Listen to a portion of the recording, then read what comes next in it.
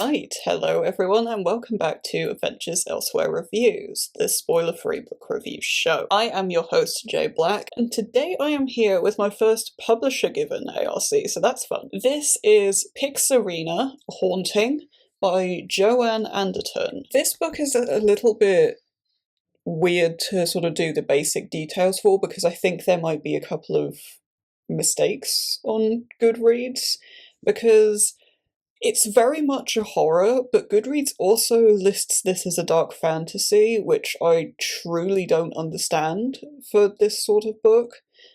I've not seen it touted as dark fantasy anywhere else either, so I think something just went wrong there.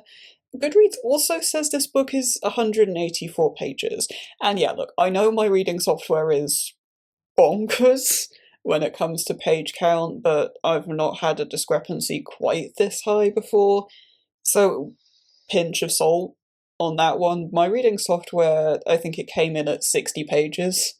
Where it actually is, if I had to guess, it's actually more like 130. It's a very easy one-sitting kind of a book, for what it's worth.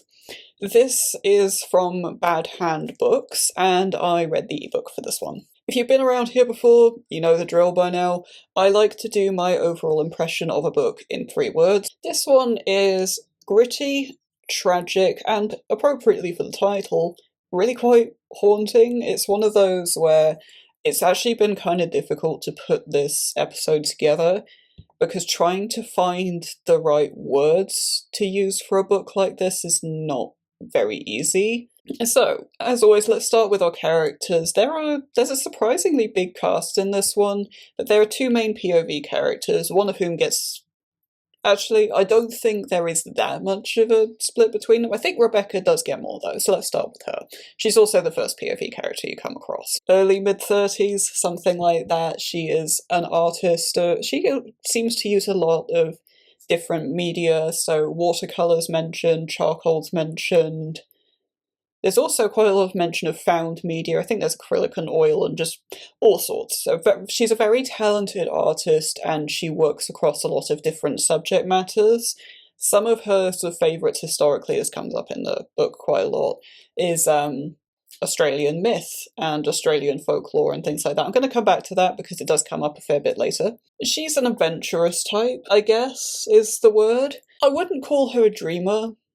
Exactly. She has a very vivid imagination, and she does like to dream, sure, but she's just a bit more grounded than that, I think. She's very, very curious about things as well. When she gets her teeth into something, she kind of seems like she has to know everything about it. She's one of those sorts of people. She gets very absorbed in things, as well as you might expect from that sort of character, that sort of artist streak and all of that. Our other main POV character is Angelica. Angelica is a child. It's not clear exactly how old she is, but in the realm of 4, 5, 6, 7 tops. It might be specified on page, but I don't think it is. She appears to have been born with like a malformed leg. She's got a weak leg at the very least, and potentially some other health conditions that she was born with.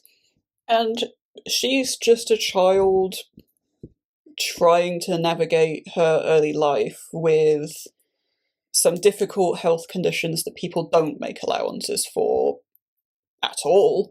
A very difficult home life that I'll come back to later.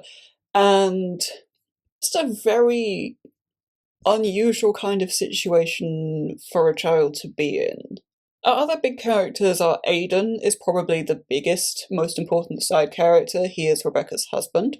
But he was previously a writer. He's had some poetry published and some other things like that.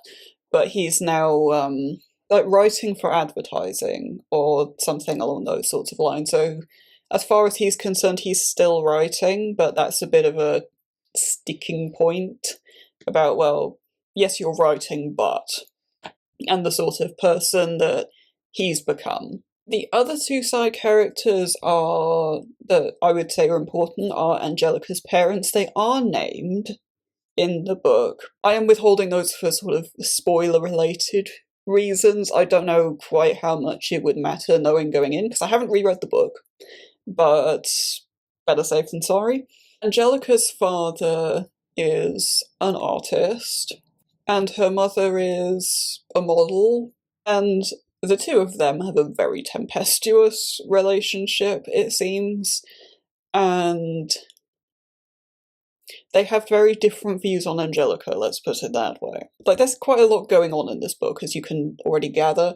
So, and it's interesting when you look at the writing quality of a book like this, because when you think about really high quality prose, what you probably instinctively think of is something that's very lyrical, very flowery, very fancy, very sort of clever uses of language and clever spelling. The Curse of Six is the very obvious pull on something like that. But this is a different sort of excellence that I think goes really unsung, so I really wanted to talk about it on this episode. This book is just a really casual, really easy to read, but very evocative at the same time.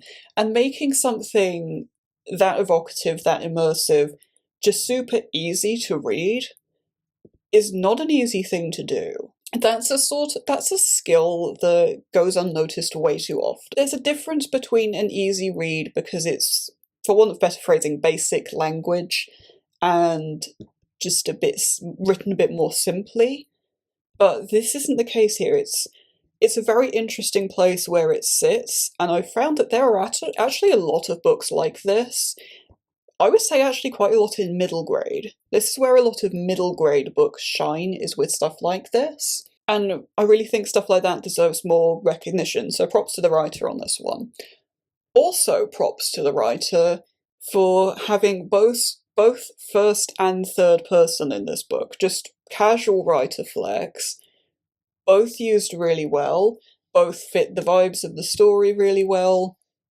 Very cleverly done, and it's very thematically appropriate, actually. This is an interesting one pacing-wise as well. Because I was thinking about this. It's not the fastest paced book. It's slow, but not too slow. It's almost the sort of quiet slow that you might see in something like Is She Dead in Your Dreams, but that's not really very accurate either. It has a bit of that quiet horror vibe, but it's quite a small story. I don't think this is an actual subgenre, but I'm gonna tout it today because why not? There are 5 billion subgenres anyway, I might as well throw my hat in the ring. It's almost like a domestic horror. We all know what a domestic thriller is. This book feels like the horror equivalent of that. It's what domestic thriller is to horror. So you get that sort of smaller, slower, quieter story, but with all the hallmarks of a really good horror to it. I have read books that are similar before, but nothing that executes it quite as purely as this, I guess. Theme-wise, this book is really interesting. As you might expect from a sort of domestic story, there's a lot about relationships. Relationships are absolutely the core of this book. It's not really even about the individual characters, it's the interactions between them. It's very interesting. And tied to that is the sort of people at different stages in their lives as well, and how that can impact people's relationships. Big theme as well is artistry, the sort of nature and chaos of that. So that's always fun to read about. And a sort of interesting thread on discrimination, but not necessarily in the way you might expect, because something like discrimination, I mean, I have a lot of US viewers, I'm aware of that, so the number one thing you probably jump to is racism. That would be true in the UK, especially at the minute, as well, to be fair. It's probably the number one thing people jump to when they hear the word discrimination. In this case, I'm not aware that that's relevant. There's a lot about ableism when it comes to Angelica and her differences and how her parents deal with that, because the one just doesn't make allowances for it, which is harmful in its own right, but the other is sort of punishes her for it, really, is kind of the only way to put it. And So you sort of get this comparison in Angelica's mind about, well, this parent is fine about it, and it's like, no, it's just not that simple. It's not, you know, if you're not actively being persecuted, that doesn't mean you're safe. Rebecca also faces discrimination in her sort of home life with women's choices and the sort of views on women having children and how differently women who have children and women who don't are seen. And I have a lot of feelings on this because it's complicated for me personally, but it's interesting to see that explored naturalistically and without it having a huge fanfare tied to it, actually. Like, it's there as a tension point, but it doesn't take over anything, and it's just there as a sort of, when you notice it, you notice it. And I think it makes you understand a couple of things a bit better when you realise, yeah, okay, that's kind of uncomfortable. World building and lore wise, this book is set in Australia. It's a contemporary setting, so there's not a ton to say on this, but there are touches of Australian myth and folklore in there which I'm not familiar with. Despite popular belief, I am not in fact Aussie. Different cultures' folklore, that's always just something that's fun. And also there's a whole big load of Shakespeare in here. It's A Midsummer Night's Dream, which is fun. That's one of my favourite Shakespeare plays. I really like Midsummer Night's Dream. And how that's used and sort of riffed on, that's just fun. Because there's an artistic flair and it feeds into all of the artistry and all of that. So that was just a really nice touch that I wasn't expecting in a book like this, actually. And one of the reasons I think this book is so impressive to have as an easy read is that you have this dual POV stroke dual timeline thing going on. And this is something that is really hard to pull off. You have a POV in kind of each timeline, but the timelines are semi-concurrent. It's really not clear when the second one is happening until you know. And to be honest, even finishing the book, there are some elements of how that's executed that I still find are very much open to interpretation. Again, trying to get something like that to come across easily and fluidly and naturally without having any rereads, impressive work from the writer here. Why it's open to interpretation is the interactions across this timeline. What's effectively happening here, and you pick up on this very early, is Rebecca and Angelica are interacting with each other. And how they interact and what they see of each other is also different. And it's not always that consistent either. Sometimes they don't see anything. There's a point at which you think, I'm not sure there's necessarily one rule here. I think at some points it's happening this way, and at other points it's happening that way. At some points there seems to be an amount of control that particularly Rebecca has in terms of how exactly it works, but at other points there doesn't seem to be. And there would appear to be a very good reason for that, because is the house semi-sentient? The title of the book, Pixarina, is actually the name of an abandoned house in the book. This is, like, on page 1. You find this out. And Rebecca is exploring this abandoned house, as you do. The house changes quite a lot, it changes quite rapidly. You can really make your own mind up on whether the house is haunted, the house is semi-sentient, or both.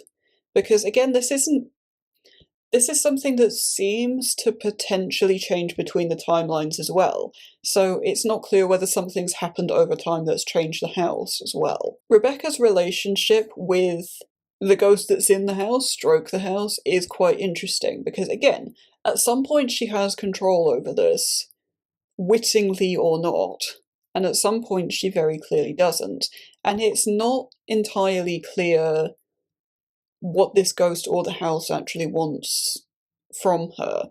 And it's also not necessarily clear who the ghost is. There is a very obvious assumption that you can make, but I would be inclined to say it's just not that simple given some of the actions that happen. Because if it was this one particular person, assuming they actually have control of what's going on, there are certain things that surely they just wouldn't do. As in, it's not just, it seems out of character, it's, I don't think it would even occur to them to do that, and they stand to have nothing to gain from this. So that would lead me to say more likely that the house has some amount of sentience. Rebecca has another very interesting relationship, and that is with Aidan, her husband. They have a history of doing collaborative art projects. And they've worked on several things together. He's got shiny corporate job now, and is insisting that, you know, he's still writing through that. He's still finding some artistic fulfillment through that, but she can see very clearly that's not the case. And he is, to be honest, in denial about it. And there's quite clearly been a sort of gap between them for some time. They're just at different points in their life. It's not really that either is trying to convince the other that they're wrong about where they're standing. There's a wish, I think, mutually of some reconciliation between them, and neither's really prepared to take the step to find it. And you get these sort of moments where you wonder how long have both of them been staying here just because it's easier. The grittiness of those little moments and little conversations that they have, I think that's that sort of grounding effect in a story like this. I talk about this a lot on the show, about having the grounded moments in a horror. It really works here. I mean, honestly, I would argue that much of this is very grounded anyway, but these points in particular really stuck out to me as, yeah, this is just very real. Bizarrely, it makes everything else feel more real. It's not the contrast that you would usually get, where you get this incredibly gritty moment and then extreme paranormal thing happening over here, and it's a contrast. It makes this part feel closer to this.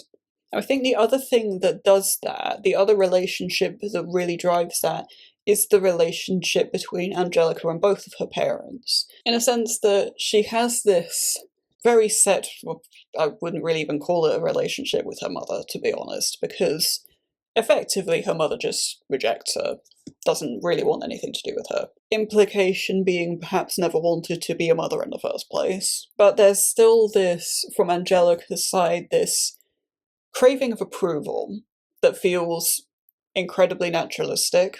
But there's an understanding as well that you're never going to have it. There's never going to be any sort of true relationship, true interest, true care, anything. But that doesn't stop you wanting it because that's someone that you're related to and closely related to, and it's sort of drilled into you from a very young age that that's supposed to matter. And Angelica's relationship with her father is particularly interesting because, I think, tempestuous, I think, is quite a good word. It's very complicated in the sense that at many times they seem to get along really well, but at other times, I mean, he's quite fiery. I guess he has quite a strong personality. He has a lot of feelings and isn't always very good at dealing with them. You get the impression that in many ways he really does try his best, and he's just not aware that he's handling some things extraordinarily badly, and he's just either completely unaware of it, in denial of it, or doesn't actually care enough to do anything about it because it's too much work. Because you're looking at it through child POV, and she doesn't have the maturity or necessarily really the complexity of thought over things like this to understand it, you're left with more questions than answers. There are definitely a couple of points where he really does try to be nice to her and try to do kind things for her, but she sees that as outright explicit cruelty. And in many ways for her it is. But there's a language barrier by virtue of her being this incredibly young child, that she just can't articulate that in any kind of a way.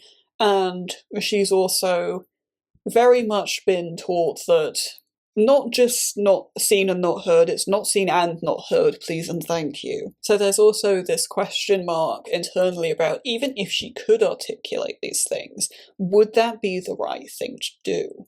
Voicing the tone of this book is interesting, because when you're in Rebecca's POV, you get this whiplash of an artist's mind. I wouldn't know anything about that. Throughout, even at the highest highs, there's just an undertone of melancholy there.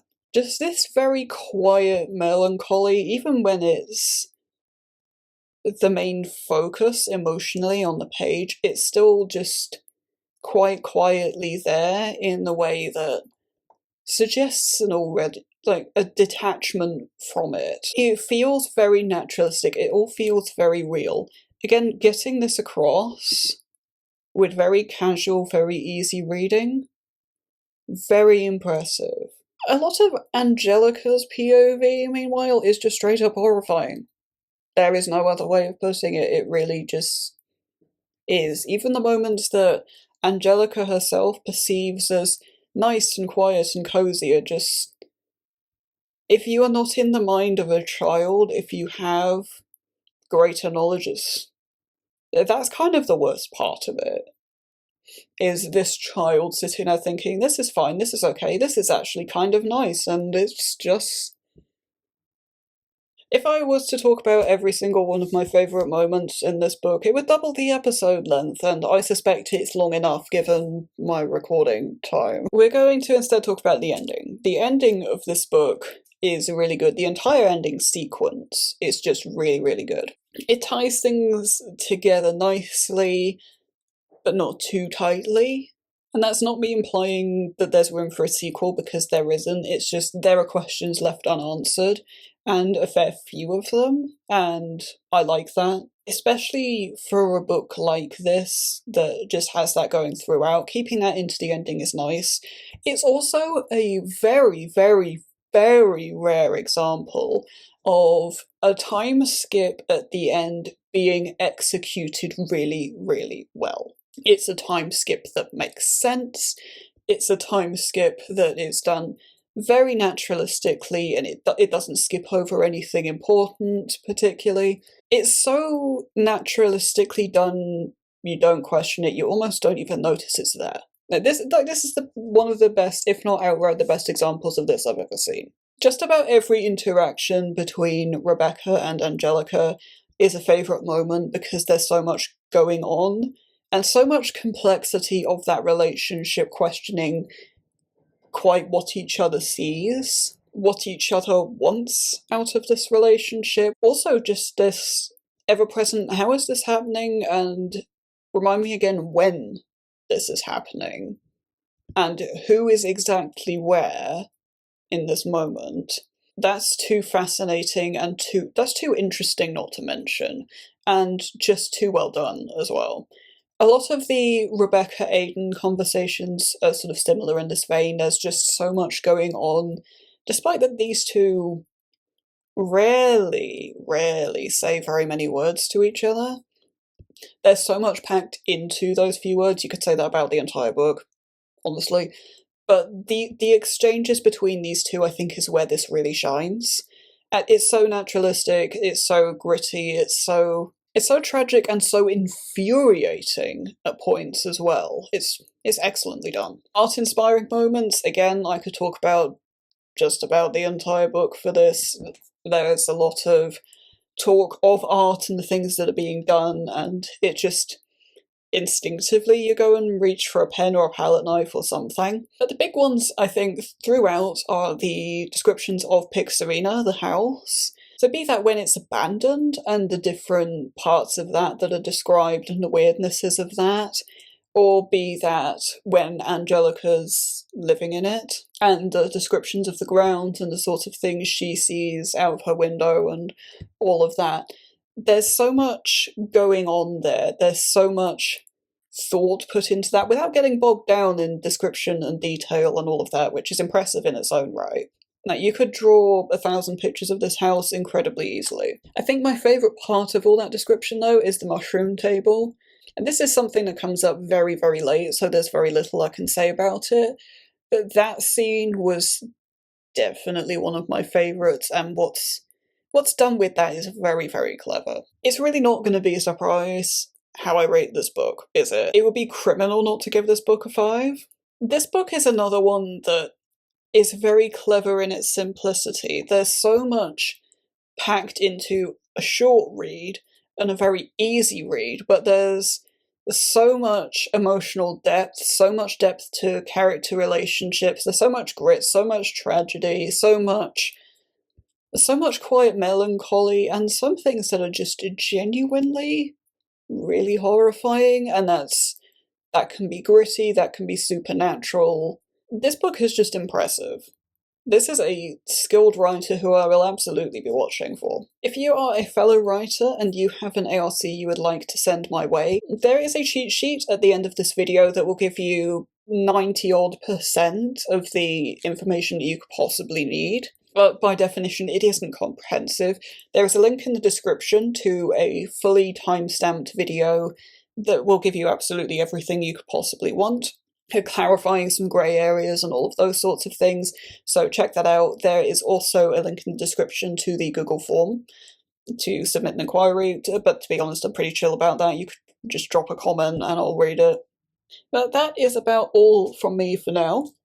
So until next time, you have a wonderful rest of your day, and happy reading.